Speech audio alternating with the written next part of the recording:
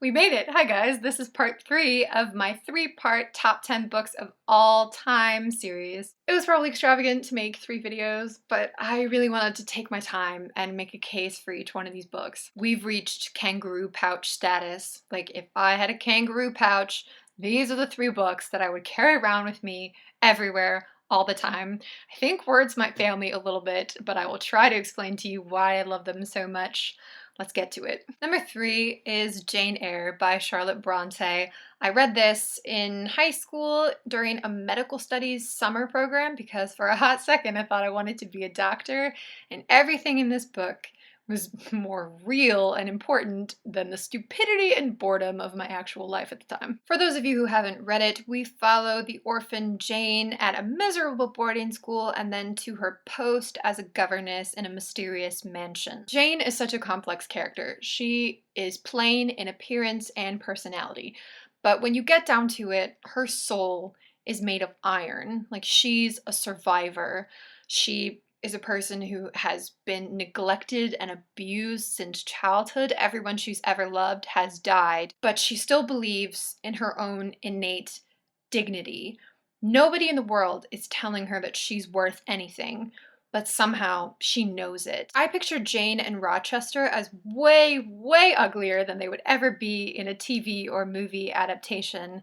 And I'm hesitant to even talk about this aspect because I think I'm not a romantic person, and when people hear that I like this book, they tend to assume that it's because there's a love story and I'm a woman. But I do find the idea of 2 unattractive people looking past appearances and experiencing a true communion of souls deeply romantic. But honestly, what I mostly fell in love with was the writing. Brilliant dialogue, meticulous crafting of atmosphere, decadent, descriptive language that makes you ache for the days when people's vocabularies were so much richer than they are now. It's not a perfect book. I mean, I found the childhood sections boring. When we got to the St. John part, I was like, oh my god, I know this is necessary, but please, like, let's get back to the juicy stuff. And I don't like the ending. But whatever, it's perfect. This played a huge part in making me a reader, and it will always be close to my heart. And it's the reason I'm not a doctor, everybody, so you can all thank the world for that. Coming in at number 2 is Enchanted by Gail, Carson, Levine. I can't even begin to describe how delightful this book is. It's about a girl named Ella who lives in a magical kingdom called Frel, and when Ella is born, a fairy gives her the gift of obedience, so she has to obey whatever commands people give her. And just think of how casually people give orders, like, stop that, eat, tell me the truth, whatever, and she has to obey every single one of them. Ella's voice is a triumph. She is funny and rebellious and smart as a whip, but it never feels forced. It never feels like Levine said to herself, I want to write a strong female character. Ella is strong, but not as a hollow statement. Her character is too specific to ever be a cliche, and her wit and bravery always have purpose. Wow, things got really, really bright all of a sudden. Hi guys. This has it all. Adventure and quests, a believable and swoon-worthy romance, beautiful world building, fantastic characters. It is by far the most clever and compelling fairy tale retelling I've ever read.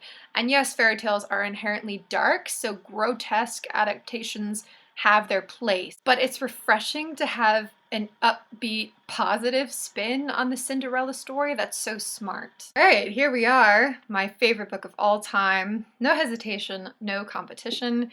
It's The Mill on the Floss by George Eliot.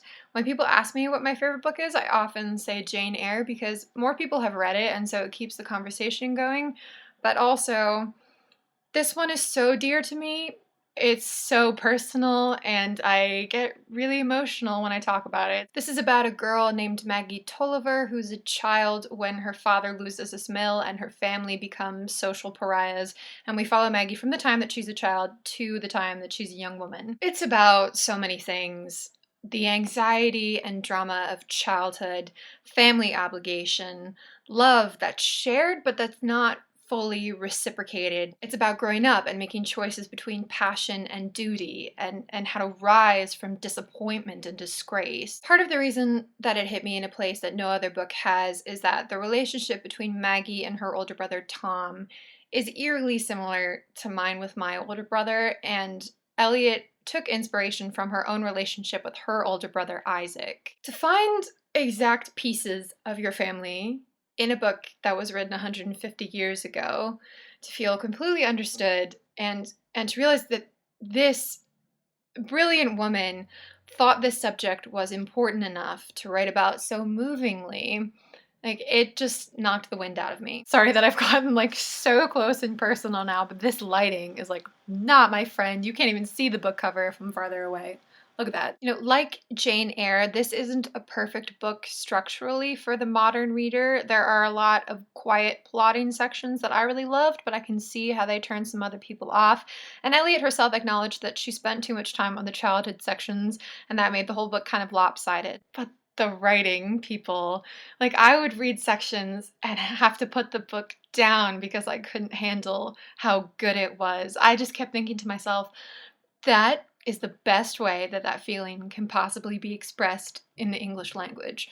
You can't do better. Like, everybody, put your pens down, close your computers, game over, George Eliot won. Like, why are the rest of us still writing in English? I hate the ending, like, loathe the ending, but it's kind of like what I was talking about with Jane Eyre. Like, it's true love, you know, so I see the flaws, don't care about them at all, wouldn't change a thing, not even the ending.